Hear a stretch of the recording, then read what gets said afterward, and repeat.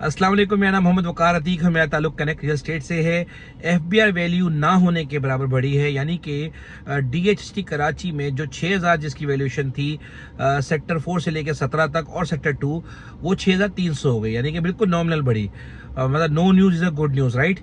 इसी के साथ साथ सेक्टर 1 और 3 में अप्रॉक्स तकरीबन समझ लें जो 11,000 का रेट था, 11,000 स्क्वायर फीट का, वो हो गया 12,600। तो कुछ भी वैल्यू नहीं बढ़ी। वहीं पे फेज रेट की बात की जाए तो वैल्यू कम हुई, जिसकी बढ़ने की बातें हो रही थी कि 80% तक चला जाएगा, 75% तक चला जाएगा। तो वहाँ अल्हम्दुलिल्लाह हमारे लिहाज से एक बेहतरीन न्यूज़ थी, एक गुड न्यूज़ थी। और पूरा दिन ही लाव लाव होता रहा, पूरा दिन हर बंदे ने हर जगह माल ढूंढने की कोशिश की। अगर मैं बात करूं बेहडों कराची की, तो वहां पर भी रेट नीचे आ गया, 9,900 स्क्वायर फीट का रेट हो गया वहां पर भी मुस्तकिल लावला होती रही। 125 गज में प्रश्न 62, 63 में, 61 में हर बंदा मांग रहा था। 125 गज की डिमांड थी। वहीं पर अगर बात की जाए तो डीएचएस सिटी में कमर्शियल की भी ऑफर्स थी, रेजिडेंशियल की भी ऑफर थी। 500 गज तो वैसे ही मैं हमेशा से कहता हूँ कि मंदी में भी नहीं मिलता था। वहाँ पे रिक्वायरमेंट मतलब चीज़ें सप्लाई होती ही नहीं थी। तो आज भी वही क्वेश्चन है, सप्लाई के एक आध प्लॉट भी कोड नहीं हो रहा। अब आपको मैं बताऊं कि अब आगे पोजीशन क्या है और ये मार्केट चली क्यों है।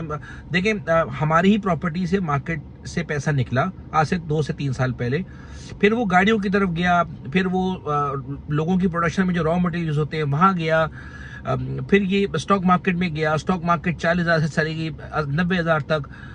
फिर जिनके पास एक्सेस अमाउंट था वो दुबई लेके गए, उन्होंने वहाँ भी कमाया पैसा।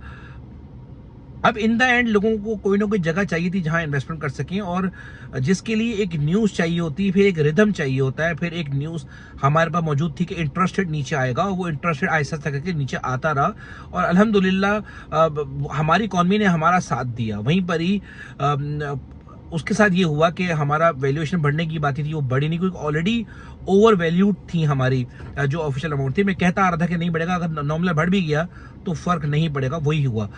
अच्छा, इसके साथ साथ अब एक और बात की जाए कि अब आगे होने के जाना वाला है, नवंबर दिसंबर में मॉनेटरी पॉलिसी आनी है, वो एक न्यूज़ है। उस न्यूज़ से पहले एक जो हर्डल था वो ये था कि हमारे यहाँ जजेस के मामला थे, जिसकी वजह से एक लग रहा था कि कोई पॉलिसी चेंज होगी, मार्केट क्राइसिस में जाएगी, कुछ जज आएगा, पीटीआई को लेकर आएगा, ये जो गवर्नमेंट है ये क्राइसिस में आ जाएगी। वो सब क्राइसिस खत्म हो गए एक नए जज के आने से। और फिर उसके बाद इंटरेस्ट रेट मुस्तकिल नीचे आएगा। 4 नवंबर को भी इंटरेस्ट रेट नीचे आएगा, उसके बाद 16 दिसंबर को भी नीचे आएगा, और फिर इसके साथ साथ वैल्यूएशन का मामला भी हल हो गया। अब ये तो सारी न्यूज़ थी, इसके लिए पैसा चाहिए। पैसा कहाँ से आएगा? पैसा सारा का सारा बैंक से आ रहा है, पैसा सारा का सारा स्टॉक से आ रहा है। वो लोग जिन्होंने प्रॉपर्टी से निकल के बैंक्स में डाला था और बीच में चक्कर लगाते लगाते बैंक तक पहुंचे थे, उन्हें जो जगह पसंद है, जो जगह वहां पे काम कर चुके, उन्हें पता है कि भैया ये 6E का प्लॉट 32-33 लाख का था, ये अंडर वैल्यू है। 14-20-60 लाख की थी, ये अंडर वैल्यू है। येलो जोन 1,25 तक गया था 2021 में, ये अंडर वैल्यू है। 75 लाख में मिल रहा है, 70 लाख में मिल रहा है, अंडर वैल्यू है।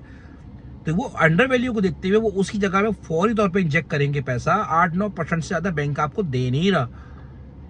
50 लाख से अगर आप नीचे डिपॉजिट करवाएं, जबकि 8-9% पे आया नहीं है, फिर टैक्स भी लगेगा, सारा का सारा पैसा ऑफिशियल चाहिए आपको बैंक में रखने के लिए।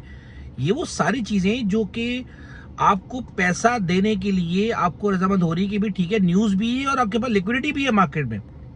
फिर आपको सबसे बड़ी बात बताऊं, लोगों ने मकान खरीदना छोड़ दिए थे।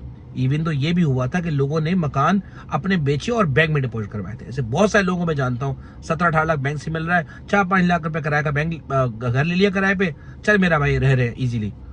मैंने ऐसे लोगों को देखा था।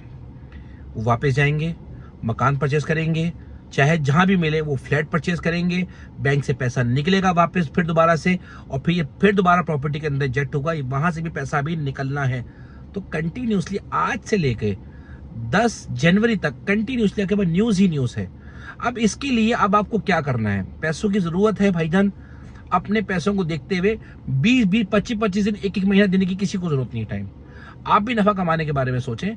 4 नवंबर में इंटरेस्ट रेट नीचे आएगा, उसको भी देखें। आगे दिसंबर में भी इंटरेस्ट रेट नीचे आएगा, उसको भी फोर्सी करें। और अगर इस मार्केट को उन ब्रोकर्स ने जो एक एक दिन में 10-10 लाख, 15-15 लाख बढ़ा देते हैं, अगर उन्होंने फिर दोबारा से ये कोशिश की 5-10 दिन में, तो ये जो मार्केट ने 70 लाख से 1 करोड़ 10 लाख, 1 करोड़ 25 लाख का सफर तय करना है 3 महीने में, वो शायद यहीं पे दम तोड़ दे। लोग परचेजिंग करना छोड़ देंगे अगर वही चीज उनको जो 70 की मिल रही थी आज वो 80 लाख की मिलेगी। 10D का प्लॉट जी जनाब कल 68 लाख का मिल रहा था, वो कह रहे जनाब अभी जी 80 लाख मांग रहे हैं। क्यों मांग रहे हो भाई? 2D का प्लॉट 1 करोड़ 5 लाख मांग रहे थे, 1 करोड़ तक की ऑफर आती थी, 1.15 में चले गए, एक साथ की ऑफर दी है। कहने का मकसद ये कि आपको हौसला करना पड़ेगा, आहिस्ता आहिस्ता करके रेट बढ़ेंगे तो मार्केट लंबी चलेगी। अगर एकदम से एक ही दिन में 4 दिन में मार्केट का रेट बढ़ाना है तो मार्केट फिर ठप हो जाएगी, फिर मार्केट कंटिन्यूसली 10 जनवरी तक 15 जनवरी तक या उससे भी लंबा नहीं चलेगी। सेलर्स को ये मेरा मशवरा है, 10-12 दिन 15 दिन मैक्सिमम उस टाइम पे सेलिंग कीजिए, देखभाल के सेलिंग कीजिए। और फिर उसके बाद बायर्स को भी मेरा ये मशवरा है कि भाई को अच्छी चीज मिल रही है तो लोग, क्योंकि 10 जनवरी तक हमारे पास चांस है कि हम एक अच्छा मुनाफा कमा सकते हैं और लॉन्ग टर्म के लिए वैसी मार्केट अच्छी है। जज़ाकल्लाह खैर।